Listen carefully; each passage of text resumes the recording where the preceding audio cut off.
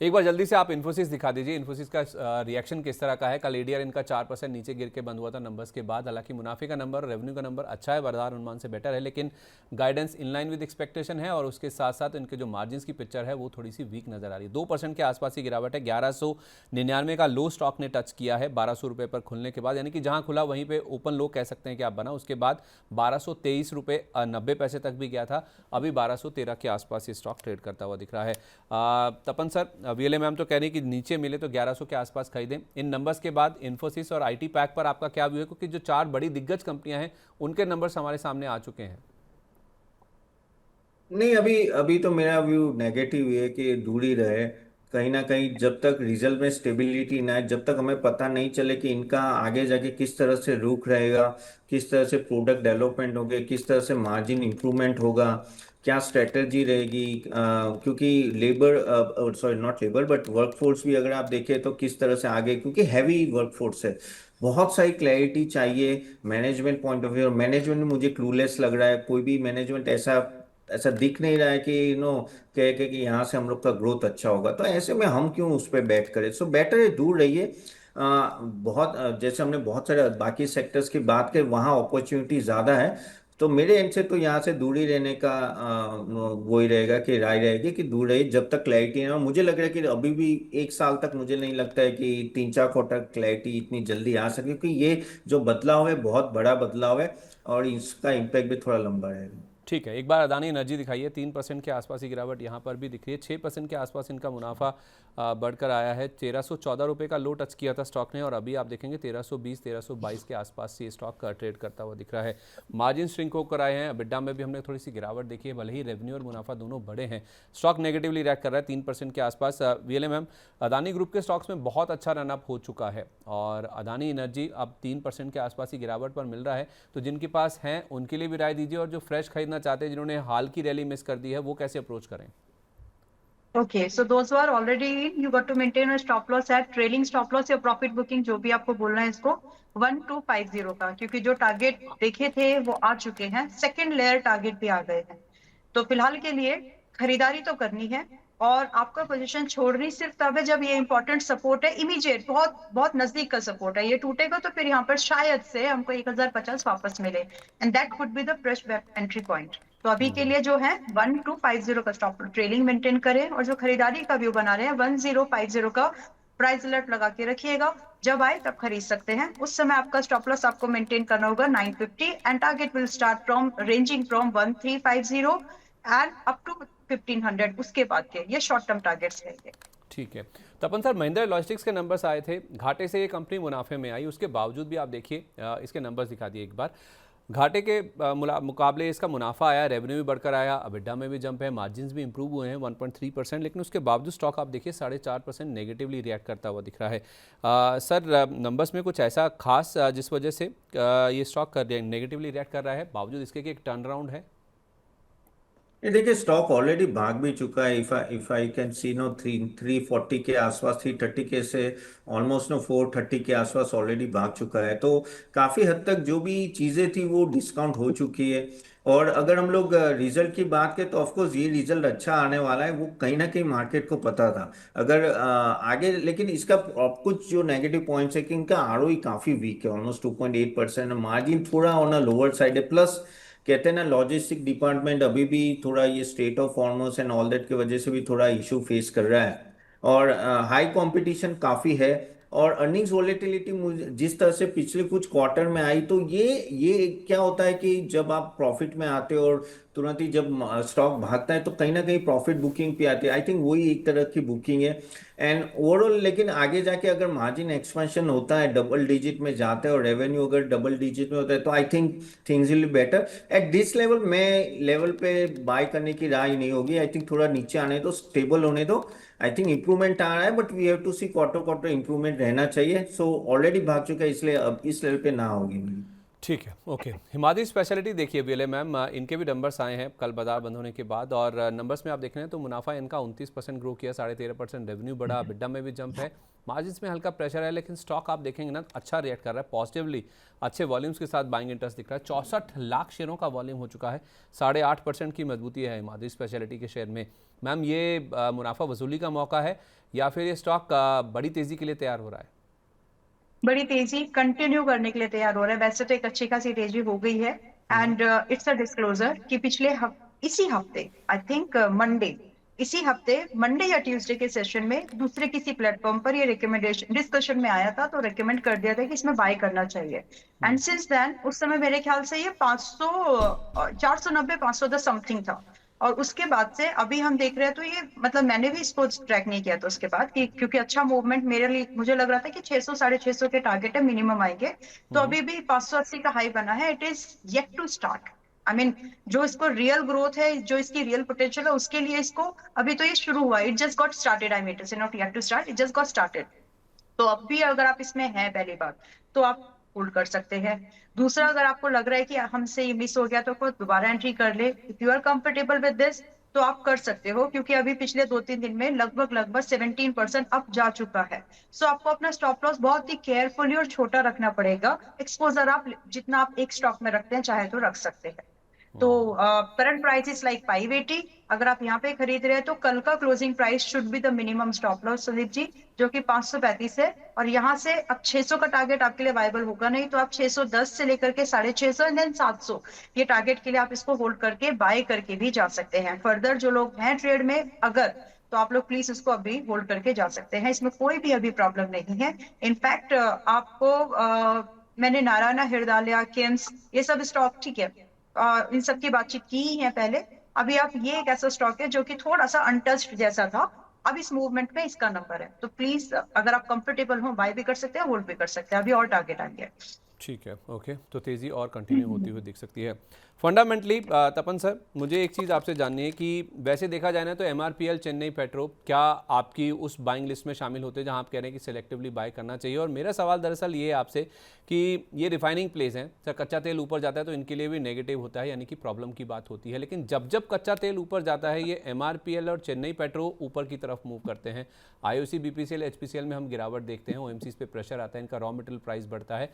ये चेन्नई पेट्रो और एमआरपीएल क्यों चलते हैं सर जब कच्चा तेल ऊपर जाता है? तो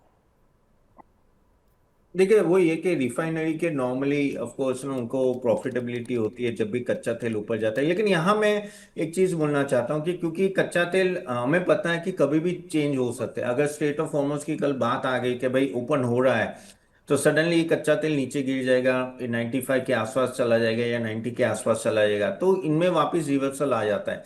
सो मेरे हिसाब से अगर आपको थोड़ा लॉन्ग टर्म खेलना है तो मेरे हिसाब से I think OMC will be a better play in coming days, क्योंकि हाँ इनके मार्जिन प्रेशर में रहेंगे क्योंकि ये $100 के पास है, तो एक आध क्वार्टर, एक दो क्वार्टर में प्रेशर रहेंगे। लेकिन अगर आप एक साल 1.5 साल का व्यू लेंगे तो शायद ऑयल, मुझे ऐसा लग रहा है कि 75-80 के नीचे चला जाएगा, ठीक है, 70 के आसपास होगा, क्योंकि तब ईरान का ऑयल आएगा, वेनेजुएला का ऑयल आएगा, और विद एन एजम्पशन कि ये वॉर खत्म हो रहा है। तो अगर इतना ऑयल आता है तो ऑयल नीचे जाएगा, तो ये सभी ओएमसी विल बी बेनिफिटिंग। तो अभी ओएमसी अगर आपको नीचे, क्योंकि नीचे के लेवल पे लेना है हमें, तो ओएमसी अगर और नीचे के लेवल पे आपको मिलती है, आज नहीं लेने की बात कहूँ मैं, एक आध क्वार्टर में आप देखिए आप नीचे के लिए, तो आप थोड़ा लंबा सोच के गए तो वहां मुझे ऐसा लग रहा है कि जैसे ऑयल नीचे आएंगे ये सबको बेनिफिट होगा, क्योंकि ऑयल यहां से जिस तरह से दिख रहा है, मार्केट ऑयल को 115 120 के ऊपर नहीं जाने देगा अनलेस अनलेस वॉर स्टार्ट हो गई, तो बात अलग है। तो रिफाइनरी को अभी लेना मुझे थोड़ा ये लग रहा है, आई थिंक थोड़ा लंबा प्ले करना है, और क्योंकि सडन चेंज आता है तो मैं OMC as a counter bat मानूंगा। अगर 1-2 साल का अगर आपका व्यू है तो थोड़ा थोड़ा करके आप बैट कर सकते हो। ठीक है। ओवरऑल सर आप कह रहे थे कि काफ़ी सारे ऐसे पॉकेट्स हैं, सेलेक्टिव सेक्टर्स हैं, ये स्टॉक्स हैं जहाँ पर ज़्यादा वैल्यू, जहाँ पे अच्छे मौके हैं। कुछ ऐसे स्टॉक्स जाने से पहले जो आप बताना चाहेंगे? सर देखिए काफी सही थीम के रिजल्ट्स भी ठीक ठाक आ रहे हैं, जैसे कैपिटल मार्केट थीम आप देखिए तो कंपेरेटिव रिजल्ट ओके आ रहे हैं, ब्रोकिंग बिजनेस हो या एएमसीज हो एंड वेल्थ मैनेजमेंट, वहाँ प्लेटफॉर्म बिजनेस, वहाँ आप जरूर पकड़ के रखिए आप। बैंक्स में ऑफ कोर्स पीएसयू बैंक से रिजल्ट ज्यादा अच्छा है, लेकिन अभी जो वैल्यूएशन गैप है पीएसयू और प्राइवेट बैंक से काफी कम हुआ है, तो प्राइवेट बैंक्स भी अट्रैक्टिव हो रहे हैं, काफी सारे नीचा है। तो वहां आप नजर रखते हैं। एनबीएफसी में गोल्ड लोन प्रोवाइडर हो या जो होम लोन प्रोवाइडर हो, वो एक अच्छा सेगमेंट है। Power of course mega trend है, 5 साल 10 साल का, लेकिन स्टॉक बढ़ गए तो थोड़ा केयरफुली लेके आपको बाय करना है, लेकिन बाय करना है। और डिफेंस भी एक ऐसा सेगमेंट है जहां आप थोड़ा बाय कीजिए। Hotel and hospitals of course evergreen theme है, तो वहां भी अगर नीचे मिलते हैं तो आप जरूर बाय कर सकते हैं। ठीक है, ओके, परफेक्ट है। बहुत शुक्रिया आपका सर, आज अपना कीमती समय हमारे साथ शेयर करने के लिए। जिन भी स्टॉक सेक्टर्स की बातचीत हुई है सर, उनमें कोई डिस्क्लेमर? जी, आज काफी सारे स्टॉक सेक्टर की जो बातें मोस्टली हमारे मॉडल पोर्टफोलियोज और क्लाइंट्स को दिलाए हो सकते हैं। And thank you very much Sandeep ji for calling. बहुत शुक्रिया आपका sir, wish you a very good day. Thank you. चलिए अब आगे बढ़ते हैं। वीएलए मैम जरा एक बार यूटीआई एएमसी देखिए। यूटीआई एएमसी के भी नंबर्स आए हैं। नंबर्स के बाद आप देखिए 5% का नेगेटिव रिएक्शन है। साइंड भी नेगेटिवली रिएक्ट कर रहा है और बाकी आईटी स्टॉक्स में भी देखिए तो एचसीएल टेक में भी आज प्रेशर है। यूटीआई एएमसी की जहाँ तक बात है, नंबर्स ऐसे एक्सपेक्टेड थे नहीं मैम। मुनाफा इनका 73% के आसपास गिरा है। रेवेन्यू में कोई बदलाव नहीं है, 317 करोड़ पर आया है। तो इस तरह के नंबर्स के बाद ये गिरावट स्वाभाविक है 5% के आसपास की। एएमसी स्टॉक्स में बाकी जो नंबर्स आए अभी तक ऐसा कोई प्रेशर नहीं था, लेकिन यूटीआई एएमसी में कोई अपवाद है या फिर ओवरऑल देखा जाए तो नंबर्स के हिसाब से स्टॉक भी वीक नजर आ रहा है? एक्चुअली आपको अगर एएमसी स्टॉक्स में दोबारा इन्वेस्टमेंट ढूंढनी है तो आपको काउंटर वही पिक करना पड़ेगा जो अभी चला नहीं है, और उसमें से ये एक है। यस, नंबर्स उतने अच्छे नहीं है जो कि मार्केट की एक्सपेक्टेशन थी, बट उतने भी, अब मैं इसको अच्छे तो नहीं बोल सकती, मतलब नंबर एक्चुअली उतने अच्छे नहीं है, बट दैट इज जो ये वाला जो कटर का number, it's not the only reason. अगर पुराना भी चीजें, अगर इसका कंट्रीब्यूशन अभी तक आया ही नहीं तो उसके भी पीछे जो है पुराने कुछ रीजंस हैं। अगर हम थोड़ा सा और इसको डीप मतलब बैक में जाएं तो नेट प्रॉफिट अगर किसी कंपनी का 150% डिक्लाइन है वाई ऑन वाई बेसिस पर, और उसके बाद फिर आपके ये वाले नंबर्स आ रहे हैं। अगर आप 30% रिकवर करते चल जाता, अगर आप 40% रिकवर करते, तब मार्केट को बहुत अप्रिशिएट करती। कुछ तो रिकवरी आती, 50% आती तो it's gonna be rejoice condition, लेकिन वैसा सा हुआ नहीं है। दैट मीन्स जो जो एक्सपेक्टेशन है मार्केट की कि क्या ये रिवाइवल क्रिएट कर सकती है, वो नहीं है अभी। तो इसके लिए इसमें प्रेशर अभी और बढ़ेगा। करंट ये जो डिप है अप टू 4.5 और 6, इसको बाय करने की कोशिश मुझे लगता नहीं करनी चाहिए। Let the price prove itself, let this stock prove it's क्या बोलते हैं इसको, इसकी वर्थ। मैं एक फंडे पर मेरे को हमेशा लगता है संदीप जी कि जिसकी जो वर्थ है ना, प्राइस उसको उतनी वेटेज दे देता है। अब कभी कभी वो जल्दी होता है, कभी कभी वो टाइम लगता है, लेकिन जो उसको रियल पोटेंशियल है वो प्राइस चार्ट भाव है ना, वो भाव को भाव देना अगर हमको आ जाए तो फिर बात ही मतलब नथिंग लाइक दैट। तो मार्केट वो चीज करता है, जो बड़े बड़े लोग बैठे हैं, तो प्राइस इंडिकेट्स एवरीथिंग, उसमें सब चीजों का समावेश होता है। तो फिलहाल के लिए अभी ये सब चीजें इसलिए एक्सप्लेन की क्योंकि फर्दर इसमें मुझे लग रहा है अभी ये चल रहा है 985 के आसपास में। I may get wrong but I be okay, क्योंकि मुझे महंगा सौदा करना पसंद नहीं है, तो फिलहाल सजेस्ट भी नहीं करना है वैसा। तो फिलहाल अगर आपको यहाँ पर 850 870 के आसपास मिले तो खरीदेंगे, या फिर वापस ही कंफर्मेशन दे दे कि हाँ इसमें पोटेंशियल है और ये वापस से 1080 के ऊपर वापस से क्लोज कर दे, तो इसमें दोबारा बाइंग का इंटरेस्ट जाग सकता है। तो इसमें भी अभी no trade no bike zone है ये, अगर आप एक शॉर्ट टर्म प्लेयर हैं तो। और अगर आप एक इन्वेस्टर हैं, लेट द टाइम, थोड़ा सा टाइम पास हो जाने दो, समझ में आ ही जाएगा कि इसको 850 870 आना है, या फिर ये ब्रेकआउट करके ऊपर जाकर के सस्टेन हो जाएगा। और जब भी ऐसा होगा, यानी या तो एक वैल्यू इन्वेस्टमेंट का मौका मिले हमको 870 850 पर, या फिर हमको एक कंफर्मेशन मिल जाए ब्रेकआउट की, क्योंकि बोथ द केसेस हमें अपसाइड रेंजिंग फ्रॉम 15 to 40% की मुझे दिखती है कि आ जाएगी। बट अभी स्टॉप लॉस डिफाइंड नहीं है, इसलिए फिलहाल बाय मत करो। ठीक है, ओके, परफेक्ट है। एक सवाल और मैं आपसे, हाँ प्लीज। एंड हम लोगों ने हिमाद्री स्पेशलिटी की बात की थी। उस समय जो भी प्राइस चल रहा था 580 वगैरह, अभी 603 आ चुका है। 610 का मैंने टारगेट बोला था कि इतना तो आ जाएगा, फिर 650 लग रहा है कि 610 आपको मिलने वाला है। तो जैसे आपका 610 आ जाए, इट्स योर चॉइस। अगर आप चाहें तो अपने इंट्राडे में प्रॉफिट को बुक करो, लेकिन सजेस्टेड अब भी नहीं है।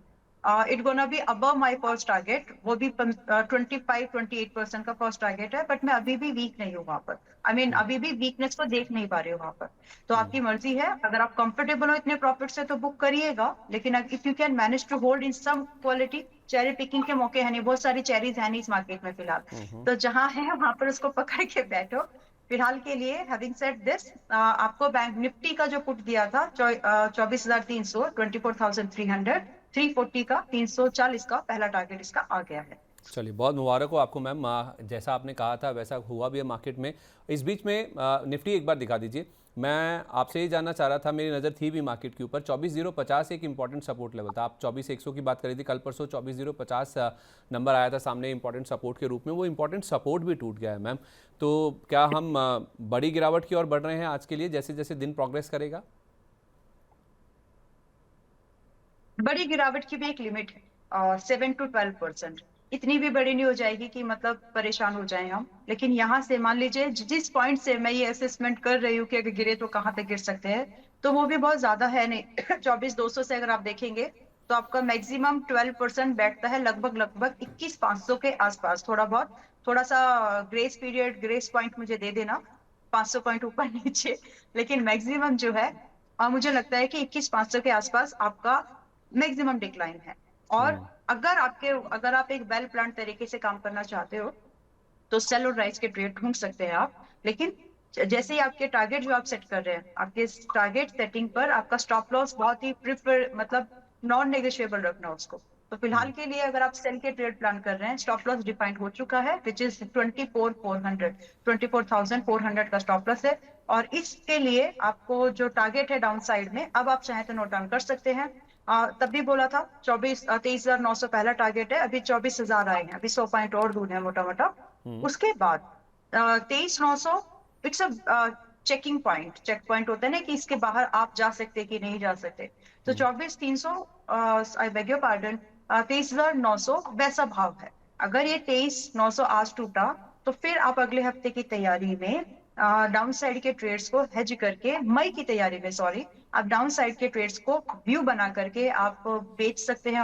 मतलब मैं आपकी पसंद की स्ट्रेटेजी लगाइएगा, लेकिन लेवल्स बता देती हूँ।